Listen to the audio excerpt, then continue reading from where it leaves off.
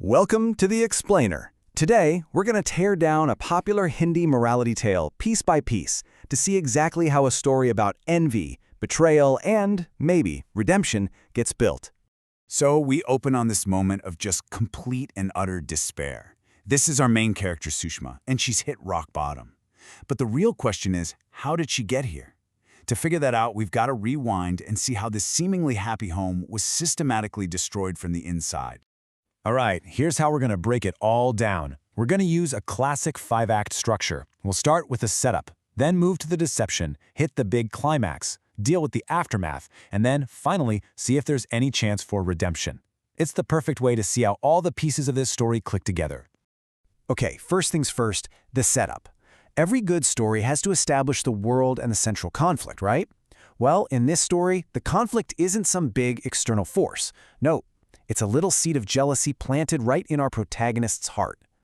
And boom, this slide explains everything. It's all about how she sees things. On one side, you've got Ashutosh, her sister-in-law's fiancé, who she thinks is basically a movie star. But then look at her own husband, Dheeraj. She sees him as potato-like and an insult to her.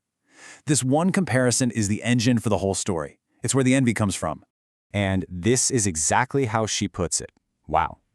She sees her sister-in-law Priya, who she thinks is kind of plain, as the monkey. And the handsome Ashutosh, he's the pearl. So you can see her resentment isn't just about what she wants. It's about what she thinks other people don't deserve. So now we get to the deception. That envy doesn't just sit there. It starts to curdle, And it turns into this series of calculated lies. And each one gets a little bit bolder than the one before. Now, what's so fascinating here is how you can literally map out her bad decisions. It's not just one slip-up, it's a whole strategy. First, she just twists his words in her own head. Then, she starts messing with important wedding rituals. And finally, she engineers the biggest betrayal of all, getting Priya out of the picture on her own wedding day. And this is the kind of stuff she's feeding herself. Ashutosh is just being nice, giving a compliment.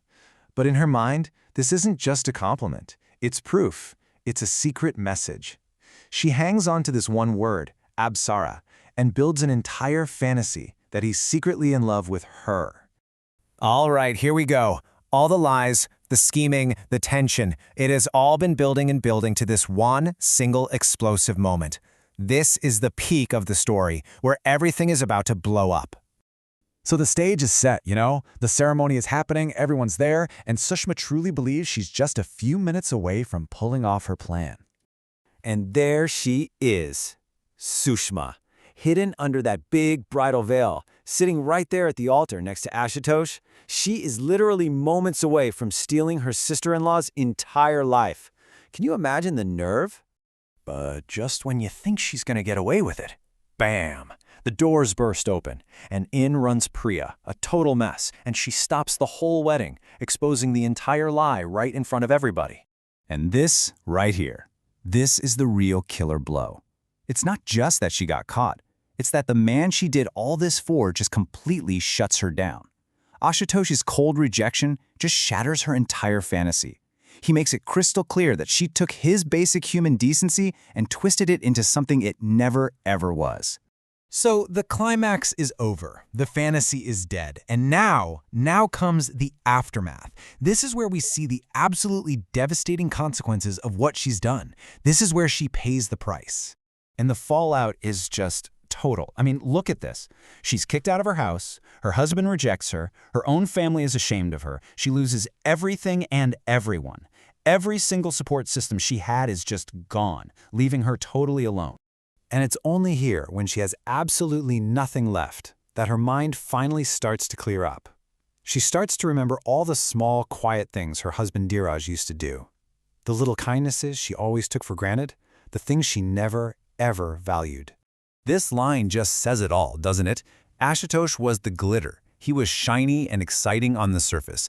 But her husband, Dheeraj, he was the diamond. He was the real deal. And she only figures it out after she's already thrown him away. But is that it? Is this story just about punishment, or is there a chance for something more? Well, the final act doesn't just leave her miserable, it gives her one last pretty dramatic test to see if she's really changed. So to see if her apology is for real, the family comes up with this wild plan. They stage a fake wedding for her husband, Dheerich. The big question is, how will she react? Is she going to fall back into her old selfish habits and try to ruin it, or has she actually learned her lesson? So a friend tells her she needs to go fight for her husband, to get her property back.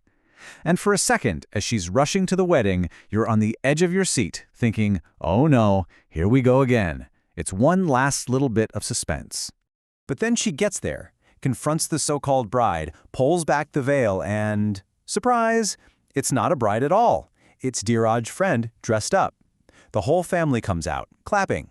It was all a test, and by not trying to sabotage the wedding, she finally passed. Dheeraj forgives her, but he leaves her with this one last crucial lesson, and it's really the final moral of the story. Forgiveness is one thing. You can give that freely. But trust? That's different. You can't demand it. You have to earn it back, one step at a time. And that's where the story leaves us. It doesn't wrap everything up in a neat little bow. Instead, it turns the main question right back to us. After all that, we're the ones left thinking about what really matters.